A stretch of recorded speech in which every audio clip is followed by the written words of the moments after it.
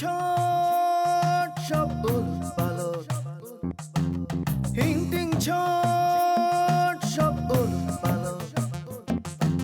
দু চোখে দেখি হিংটিং ছট, দু চোখে দেখি সব উলটপালট। প্রতিদিন পদে পদে বাড়ে সংকট।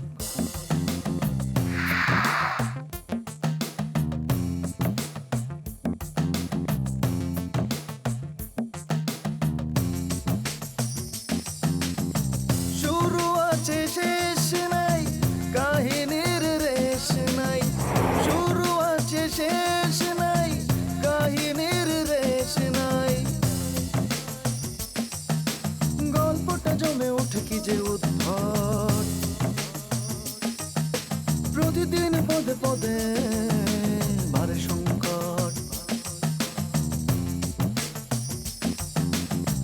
বাঁকা চোখে সোজা দেখা, সোজা হাতে বাঁকা লেখা। বাঁকা চোখে সোজা দেখা, সোজা হাতে বাঁকা লেখা। ঘটনা ঘটে যত রটনা প্রকট। প্রতিদিন পদে পদে বাড়ে সংকট। দু চোখে দেখি হিংটিং ছট, দু চোখে দেখি সব উলটপালট। চোখ মেলে দেখি আমি সব ভজকট।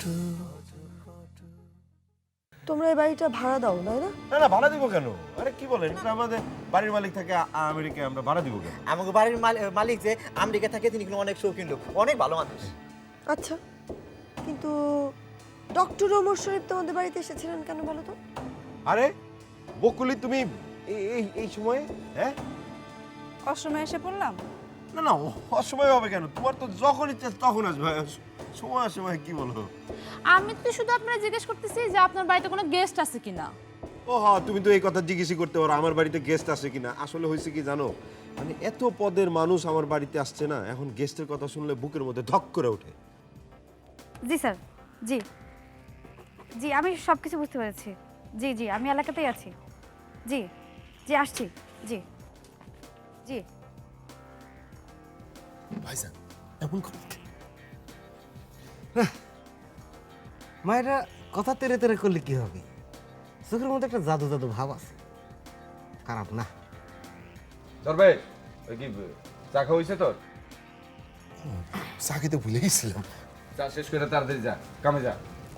মামু এখন কথা জিগাই, হ্যাঁ যে আইলো, হ্যাঁ কি টিভিতে দেখাইব আমাকেও নাকি কি হইলো? আমি তো কিছু বুঝলাম না। কে কইলো না রেডিও কি 24?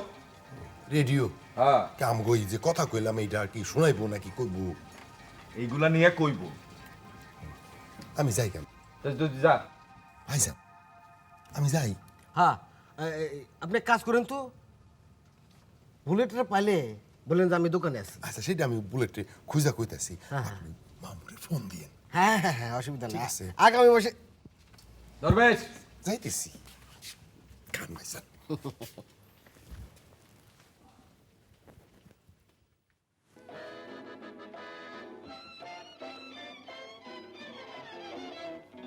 দামি পোশাক পরা নামি মানুষ, কখনো কেউ তাদের দেয় না যে দোষ।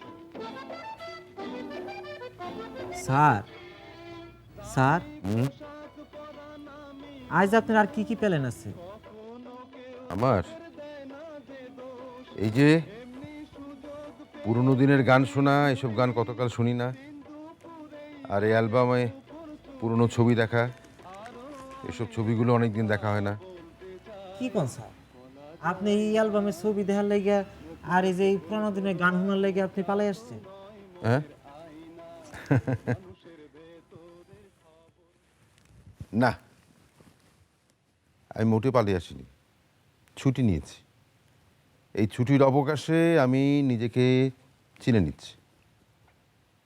ও, তাহলে তো আপনি আমাকে এখানে মোটামুটি ভালোই আছেন বলা যায়, কি কোন স্যার? হ্যাঁ, তা মন্দ না, তবে অসুবিধা একটা হচ্ছে, সেটা হচ্ছে যে মানুষ এলেই লুকিয়ে থাকতে হচ্ছে। আসলে সমস্যা কি জানো, মানুষ সবসময় অভিনেতাকে বিভিন্ন অ্যাঙ্গেল থেকে দেখতে চায়, তাই না? যাকে এসব কথা বাদ দাও, তোমরা বলো, তোমরা কি করছো, কি করো? আমরা তো কিছু করি না, মানে আমরা এখানে থাকি, আমাদের খাওয়া পড়া দেয় আর কি। কে ওই যে মুতাসির? না না, ওই তিনি তো আমাকে বাড়িওয়ালা শালা লাগে। এই অবশ্যই মুনতাসির ভাই আমাকে ওই খাওয়া দাওয়া আর ওই যে হাত খরচা দেয়। হ্যাঁ, আর এই যে এই বাড়িতে থাকি। ও হট্টমেলায় আছো, তা কিছু করার চেষ্টা করছো? আমি ধরেন ওই নানা ধরনের চেষ্টা করছিলাম, কিন্তু কোনোটার থেকে কোনোটা লাভ হয় নাই আর কি। তো এখন একজনের অডিও ক্যাসেট বের করার চেষ্টা করতেছি আর কি। আর আমি স্যার ওই আপনি তো জানেনই যে আমার মূল টার্গেটই হচ্ছে এফডিসি, মানে ফিল্মে অভিনয় করা। আর তাছাড়া ওই মাঝে মাঝে টুকটাক ওই হার্বাল তেলের ব্যবসা করি। হার্বাল তেল করলাম অতি উপকারী, ব্যাপক উপকারী। এতে তোমাদের চলে? চলে যায় ওই, আমার কথা হই না আর কি লাভ। হ্যাঁ, আমরা অনেক দুঃখী মানুষ। হ্যাঁ স্যার, ওই দুঃখের কথা কইতেও ভালো লাগে না, শুনতেও ভালো লাগে না, পাইনসা লাগে। স্যার বাদ দেন, আপনি আপনার সুখের কথা কোন। আপনার সুখের কথা শুনলে আমরা একটু আনন্দ পাবো স্যার। দেখো, দুঃখের কথা যেমন সহজে বলা যায় না, সুখের কথাও তেমনি সহজে বলা যায় না। এটা অন্তরে অনুভব করতে হয়। যাকে আমি তোমাদের দুজনকে দুটো গিফট দিতে চাই। তোমরা কি চাও বলো? স্যার ওই আপনি আমার ফিল্মে একটা অভিনয় করার চান্স করে দিবেন, এইটাই আমার সবচেয়ে বড় গিফট। তার আগে স্যার, ওই যে আপনি কি জানি আমাদের শুনাইতে চেয়েছিলেন, ওটা একটু কি শোনাবেন স্যার? মানে এইসব গান, বুঝলে, এই যে এখন যে পুরোনো দিনে গান চলছে, এরপরেই তুমি পাবে, এরপরে পাবে ঝিঝি পোকার ডাক আর হুতুম প্যাঁচার ডাক, সেই সঙ্গে সেই গানটা, বাঁশ বাগানের মাথার উপর স্যার এই চাঁদ। বলো। শেষেরটা খুব ভালো লাগলো, কিন্তু আগের গুলি, আপনি খুব রসিক মানুষ স্যার। আচ্ছা বলো, তোমরা কি চাও? তুমি কি চাকরি? জি না স্যার, আমার চাকরি করার কোনো ইচ্ছা নাই। ওই মানুষের ফুড ফরমাস খাটুম স্যার। আমি হলাম স্যার স্বাধীন চেতা মানুষ, নিজে যেটা ফুর্তি পাই সেটা করতে আমার ভালো লাগে স্যার, শান্তি লাগে। সেটা কি স্যার? সেইটা যে কি আমি তো স্যার বুঝতে পারি না স্যার। তো স্যার, আমি এতদিন ভাবতাম যে আপনাদের কামে অনেক আরাম, অনেক শান্তি। এখন তো দেখতেছি স্যার আপনাদের কাজেও খালি ক্লান্তিকর স্যার। না না, সেটা ঠিক না। আমি মোটেও ক্লান্ত নই, বলতে পারো অবসাদগ্রস্ত, কিছুটা বিষণ্ণ। তবে এই যে তোমাদের এখানে থেকে যাচ্ছি, এটা আমার খুব কাজে লাগবে। আমি ফিরে গিয়ে আবার নতুন উদ্যমে কাজ শুরু করব। গানটা বাড়িয়ে দিই, শোনো। জি স্যার। মুখ দেখে ভুল করো না, মুখটা তো নয় মনের আয়না, মানুষের ভেতরের খবর তো কেউ পায় না, সাধু আর শয়তানে যে ভাই। মামু, আমার মনে হইতেছে আমগো সর্দার ভাই কি জানি এটা গোপন করতেছে। কি গোপন করতেছে? আমার মনে হয় ওই খান বিলায় কোনো মেহমান আসছে, তা আমার তো কইতেছে না। শেষ পর্যন্ত কি ওই বুলেট আমার খেপটারে গিল্লা খায় ফেলাইলো মামু। দেখ, এই তগ এইসব জটিল বিষয় আশয় আমি একদমই বুঝি না, বুঝছস? কে ধনচা বন্ধু? হ্যাঁ, একেবারে গাইরা বইছো দেখতেছি। যখনই আহি সকাল সন্ধ্যা তখনই দিয়ে বয়ে আছো। কি মজো ভাই, ওরা কি বেতন টেতন দাও নাকি? কি কও তুমি এইসব? হ্যাঁ, আরে কাম কাজ না থাকলে তখন এ বহে মহল্লার পোলাপান কই যাইব? বালা ফাও গান শুনে, রাস্তা দিয়ে মায়া মানুষ গেলে ফাও ফিল্ডিং মারে, আর ফাও চা, 2-4টা চা হইলে তো কোনো ব্যাপার না। খারাপ কি, ভালো। আচ্ছা শহীদ, তোমার কোনো ব্যাপারে আমি কি কোনো সময় মাথা ঘামাই? কোন তো মামু, হ্যাঁ খালি সারাদিন আমি কি করলাম কি করি এত মাথা ব্যথাকে আমার ব্যাপারে।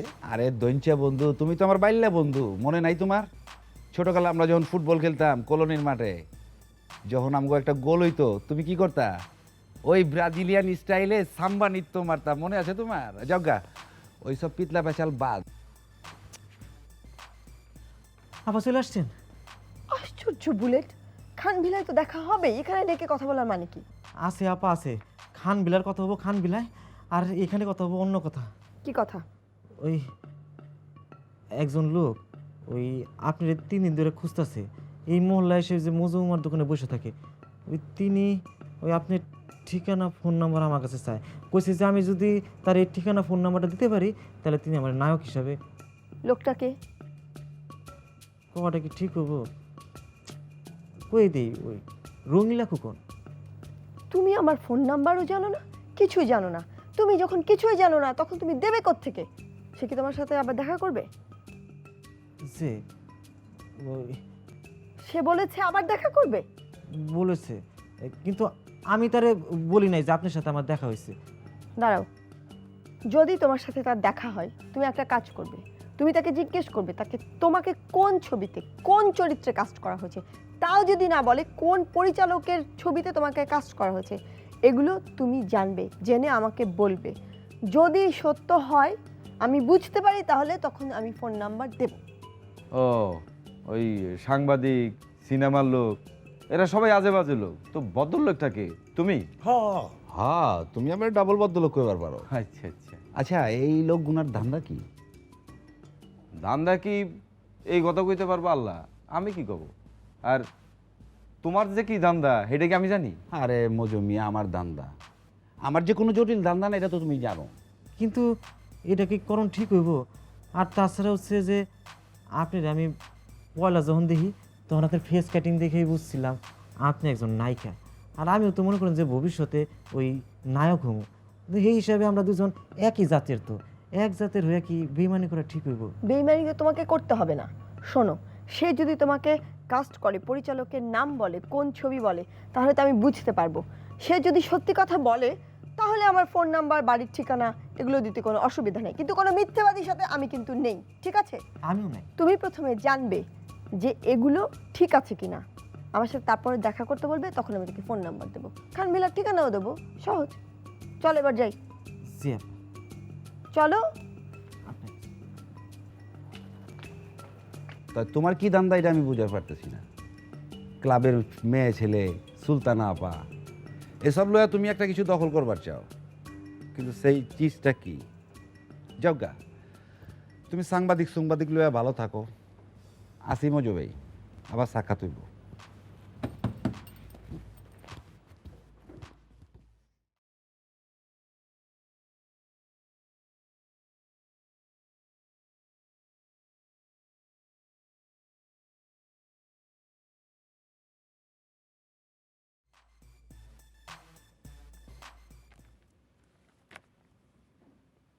স্যার, স্যার, হ্যাঁ স্যার আপনার রাতে ঘুম হয়েছে কেমন? হ্যাঁ হ্যাঁ, ঘুম হচ্ছে, তবে আমি তো 10টা অবধি শুয়ে থাকতে চাই, পারি না। ও স্যার, আপনি যদি চা বানিয়ে নিয়ে আসি? না না, বরং তুমি বসো, আমি তোমার জন্য চা বানিয়ে নিয়ে আসি। বসো। শোনো, বাড়িতে সকালে সবচেয়ে আগে আমি ঘুম থেকে উঠি, নিজে হাতে চা বানাই, চা খাই, তারপর শুটিংয়ে যাই। আরে আপনি এত সকাল সকাল বসেন বসেন। কেমন আছো তুমি? ভালো। আপনার সাথে আমি একটু একা কথা বলতে চাই। ও স্যার, আপনারা বসেন, আমি স্যার ব্যবস্থা করি। বসেন। হ্যাঁ, বলো। গতকাল আমি আপনাকে দেখেছি। আমিও তোমাকে দেখেছি। তোমাকে দেখে আমি রেস্টরুমে গিয়ে লুকিয়েছিলাম। আপনি এমন কেন করলেন? শুনো, আসলে এক নাগাড়ে কাজ করতে করতে খুব টায়ার্ড হয়ে যাচ্ছে, তাই একটু দম নেবার জন্য এখানে এসে লুকিয়েছি, এই জন্য। আপনি ক্লান্ত? না, ম্যারাথন রেসে নেমে ডেস্টিনেশনে পৌঁছানোর আগে ক্লান্ত হওয়া মানায় না। তো আমি তো প্রায় ধরো ডেস্টিনেশনের কাছাকাছি পৌঁছে গেছি, তাই একটু দম নেওয়ার জন্য জিরিয়ে নিচ্ছিলাম। কে বুঝলি বাইক না? বুঝলাম মামু, মেলা কিছু বুঝলাম, তো আরো যেটা বুঝলাম সেটা হলে যে গুল্লি লাগছে একেবারে জায়গা মতো না। চুপচাপ বইসা থাক, বুঝছস? খালি দেখবি, কিচ্ছু কবি না। হ্যাঁ না মামু, আমার এখন কথা আছে। কি? আপনি ওরা কইবেন না আমার ধনসা কয়কে? ওইটা তো ফাইজলামি করে। তোরা ছোটবেলার বন্ধু না, ও একটু একটু করবো, ওই লেগে তুই মাইন্ড করিস না আবার। মাইন্ড করুম না। হ্যাঁ নাম কি? হ্যাঁ নাম কাটাস। হয়তো তাইলে বল। যাকে বলো, তোমার কথা বলো। তুমি আরো বেশি করে সিনেমা আসছো না কেন? আমারটা তো উল্টো। আমি 100 মিটার দৌড় দেব বলে মাঠে নেমে দৌড়াবার আগেই ক্লান্ত হয়ে গেছি। এইটুকুতে ক্লান্ত হলে তো চলবে না, তোমাকে আরো ভালো করে দৌড়াতে হবে এবং লক্ষ্যে পৌঁছানোর আগে থামা যাবে না, ঠিক আছে? কিন্তু আমাকে দিয়ে সব হবে না। শোনো, ছোটখাটো দৌড়ে কম্পিটিশনে নেমে এসব ভাবতে হয় না, ছুটতে থাকো, দেখবে ঠিক একদিন ডেস্টিনেশনে পৌঁছে গেছো। ও আর একটা কথা, অভিনয় করবে স্টেজে, স্ক্রিনে, কখনো নিজের সঙ্গে অভিনয় করবে না। কি খুব ভারী কথা বলে ফেললাম না? না ঠিক আছে, বাদ দেন। এই 3 দিন আপনি কি করেছেন? এই 3 দিন আমি কি করেছি? প্রথম দিন ধরো প্রকৃতির সঙ্গে কাটালাম, টেপ রেকর্ডারে পাখির গান, নদীর শব্দ, ঝিঁঝির ডাক। সেকেন্ড দিন পুরোনো দিনের গান শুনে আর অ্যালবামে আমার ছবি দেখে ফিরে আসার দিনকে মনে করা। আর থার্ড ডে তো আজকে। কি করব এখন কিছুই ভাবিনি। কিন্তু আমি কি করব বলতে পারেন আপনি? তুমি কি করবে? ইচ্ছে না করলে কিছুই করবে না, খাবে দাবে, ঘুমাবে, আড্ডা মারবে, যা ইচ্ছে তাই করবে। এই ফেসবুকে আড্ডা মারো না? না, আমার কিছু ভালো লাগে না, কারোর সাথে মিশতে পারি না। কিন্তু আপনাকে কাছে পেয়ে না আমার একটা কথা ভীষণ জানতে ইচ্ছে করছে। আমাকে কাছে পেয়ে? আচ্ছা বলো। এই যে আপনি তো দীর্ঘ অভিনয় জীবনে অনেক প্রেমের অভিনয় করেছেন, কিন্তু বাস্তবে প্রেম করেছেন কটি? বাস্তবে প্রেম করেছি, বাস্তবে প্রেম একটি। কে সে ভাগ্যবতী? আপনার স্ত্রী? না, দীপালি আমার কৈশোরবেলার সাথী, আমার কিশোর বয়সের বন্ধু। 64 দাঙ্গার পরে ওরা দেশ ছেড়ে কলকাতা চলে গেছে।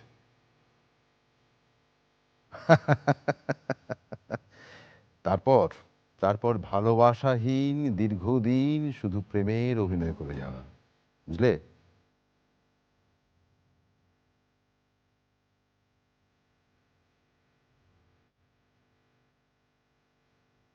শোনো বলে, আমি তোমার সোজা সাপটা করতেছি, আজকের দিনের মধ্যে যদি তুমি নায়িকার খোঁজ খবর না দিতে পারবো, তাহলে কিন্তু তোমার হাতে আমার খেল খতম হয়ে যাবে। উস্তাদ, ওই খেলটা আবার কি? খেলটা আবার কি মানে? তুমি আমার হাতে মস্কার করো, বাহ? নায়িকার রোদেলার ঠিকানার ফোন নম্বর আমাকে জোগাড় করে দেবা, বাস। এতে আমার লাভ কি? এর বিনিময়ে আপনি আমার কি দিবেন? কি দিব মানে? আরে তোমার অভিনয় করার চান্স দিব, সিনেমাতে পাঠ করার একটা সুযোগ করে দিব, বাস। কোন সিনেমায়? দিব নে, কত সিনেমা আছে, তুমি একটা ঢুকে দিয়ে মনে। ও বুঝছি, তার মানে আপনি আমার অভিনয়ের ব্যাপারে কোনো ডাইরেক্টর লগে কোনো কথা কন না। দেখে দেই তুমি কি কুবার চাও না, সোজা করে কোশ্চেন দেখি। এই যে আপনি আমার কাছে সুন্দর সুন্দর আমার ফটো নিয়ে গেলেন, আমার ফেস কাটিং এর ফটো নিয়ে গেলেন, একটা ডাইরেক্টর তো আপনি দেন নাই, আপনি কথাই বোঝা যাচ্ছে।